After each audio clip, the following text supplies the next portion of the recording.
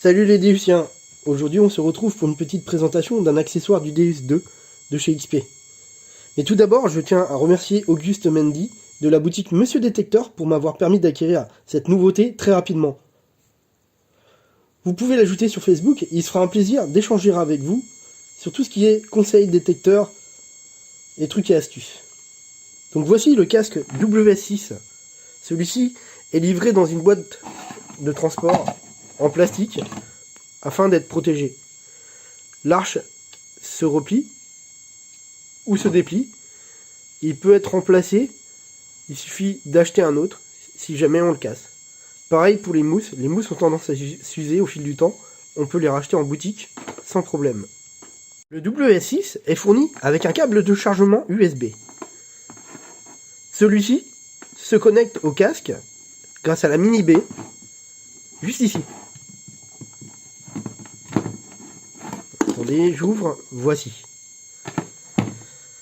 Ce câble permet les mises à jour via un ordinateur et le logiciel XP, mais aussi les chargements via ce chargeur secteur qui est fourni dans le pack complet, peut-être dans le pack le simple, à voir par la suite, mais aussi on peut connecter un chargeur de voiture pour le côté pratique, si jamais on a envie de charger ou si jamais on est en road trip, c'est plutôt pas mal. Le casque WS6 s'utilise en mode slave, ce qui signifie le mode esclave, en connexion avec la télécommande qui gère les disques et accessoires du Deus 2. Par exemple, en accessoire, on a le MI6. Le MI6, le pointeur, qui est en connexion soit au casque, soit à la télécommande, soit aux deux, en direct, sous appairage. La fonction est dans ce casque. Il est toutefois possible d'utiliser le casque en light, qu'on appelle maintenant le mode WS6 Master, ce qui signifie maître, en l'absence de la télécommande. Casque seul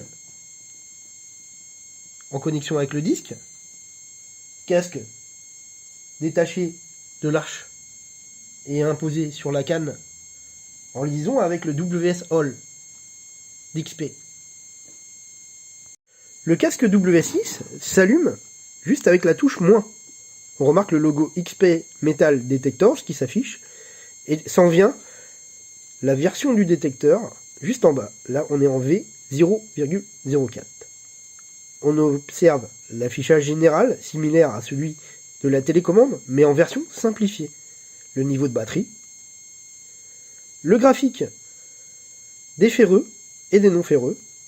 S'en viendra un affichage de surveillance noire, c'est l'affichage de la conductivité de la cible. Nous avons une touche, c'est la touche option. Donc, du coup, elle génère le volume, mais aussi la configuration et d'autres options comme les mises à jour. Pensez à appuyer longtemps pour passer dans les sous-menus. Nous avons aussi la touche, qui est la touche du menu. Donc il faut que je sorte d'ici. Hop. Je vais sur les menus. Du coup, elle génère la discrimination, la sensibilité et des autres encore menus, plusieurs menus à suivre. Enfin, pour éteindre le casque, il suffit d'appuyer sur la touche moins et la touche plus en même temps. Hop. Je suis revenu sur le général, donc ce qui me permet d'appuyer sur moins et plus, et on voit que le casque s'éteint, tout simplement.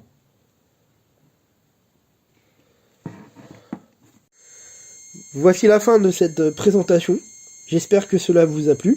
Par la suite, d'autres casques sortiront sur le marché, en particulier le casque à conduction osseuse, qui est prévu pour le milieu aquatique, mais aussi pour les personnes qui sont malentendantes. Je remercie Pascal, je lui fais une petite dédicace, en particulier sur son groupe des Celtic Prospectors sur Instagram. Je vous dis Kenavo, et n'oubliez pas de vous abonner, ça fait toujours plaisir d'avoir des abonnés, et puis aussi d'avoir des petits pouces bleus, c'est super. Je vous dis bisous, et puis à la prochaine, nous sommes les Corrigans Détection.